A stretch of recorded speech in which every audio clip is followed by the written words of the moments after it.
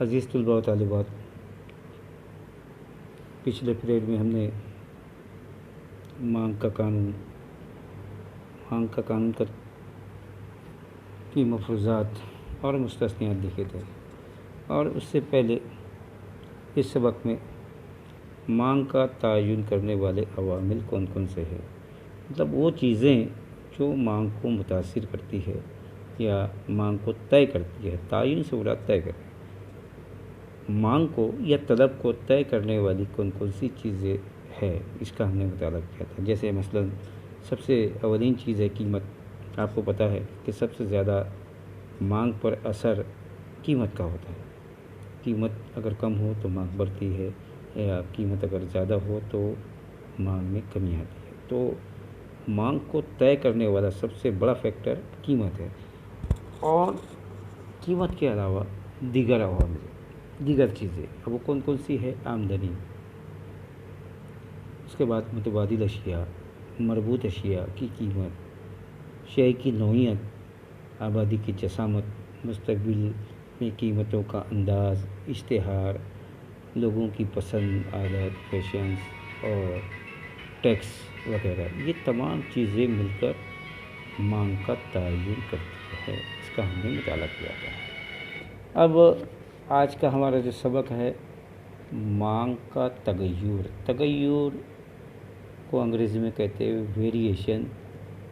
مانگ کا تغیر سے مراد ویریشن ان ڈیمانڈ، مطلب مانگ میں تغیر کی کیا وجوہات ہیں۔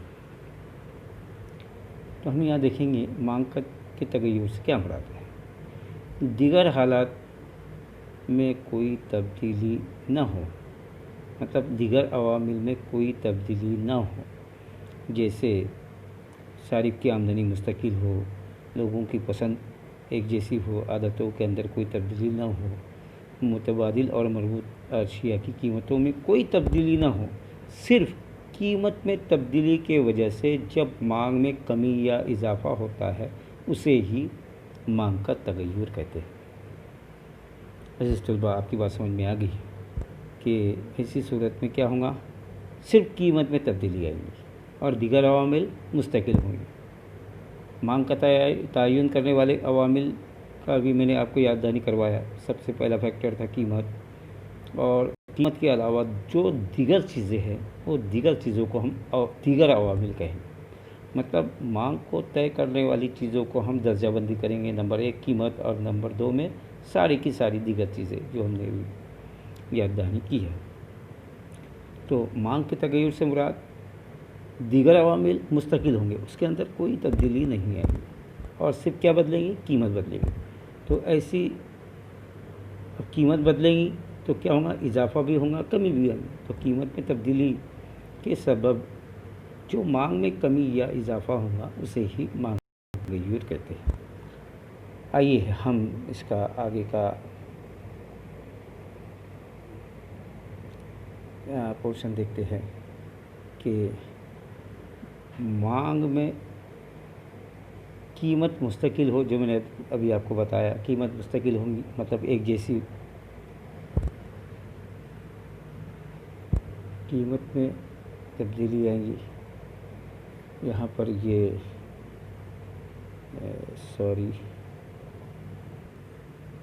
عزیز طلباء و طالبات، مانگ میں تغیر کے اندر کیا ہوگا؟ قیمت میں تبدیلی آئے گی، اضافہ ہوگا یا کمی ہوگی، اور دیگر عوامل مستقل ہوں گے، ایک جیسے ہوں گے، اسے ہم مانگ کا تغیر کہیں گے۔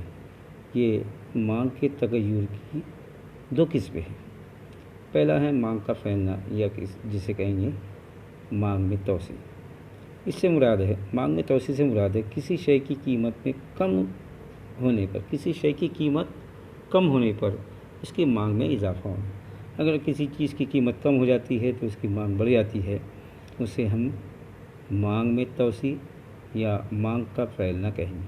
آئیے ہم مانگ میں توسیع کو ایک ترسیم کے ذریعے سمجھیں گے۔ دیکھیے، اس ترسیم کے اندر ہم نے او ایکس محور پر مانگ لیا ہے اور او وائی محور پر قیمت دکھائی ہے، جس کو پی سے ظاہر کیا ہے۔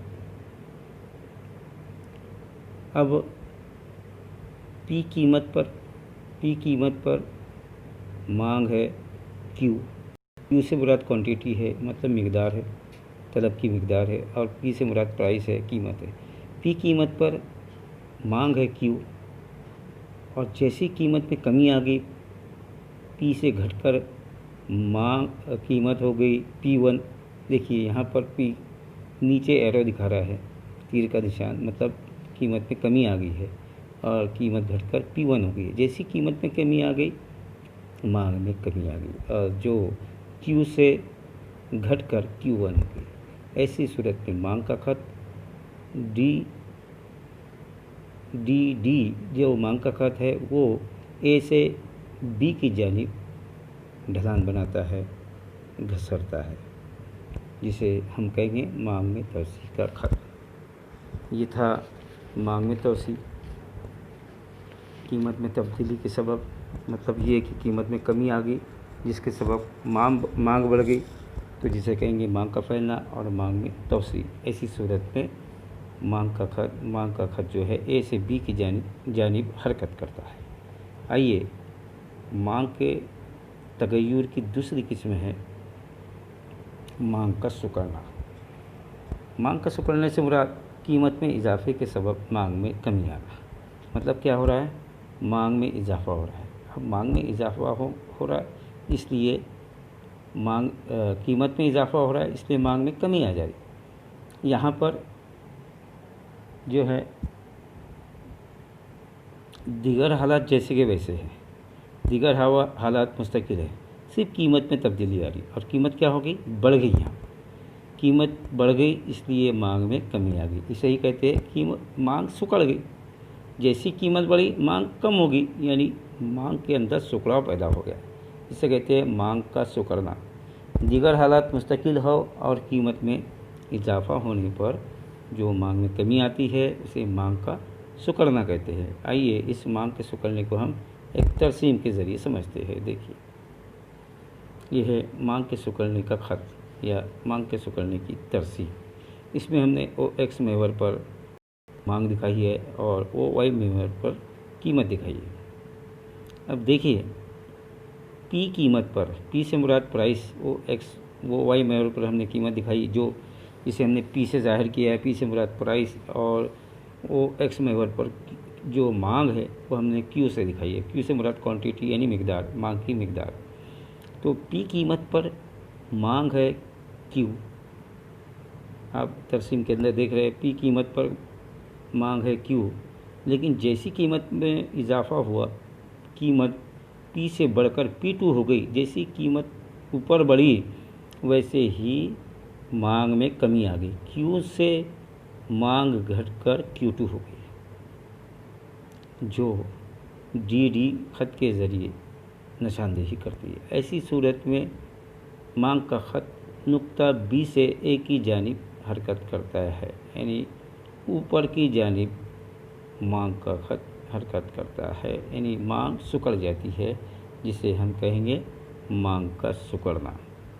तो इसके बाद में हम अगला हिस्सा देखेंगे, मांग में तब्दीली, जो अगले पीरियड में होगा इंशाअल्लाह।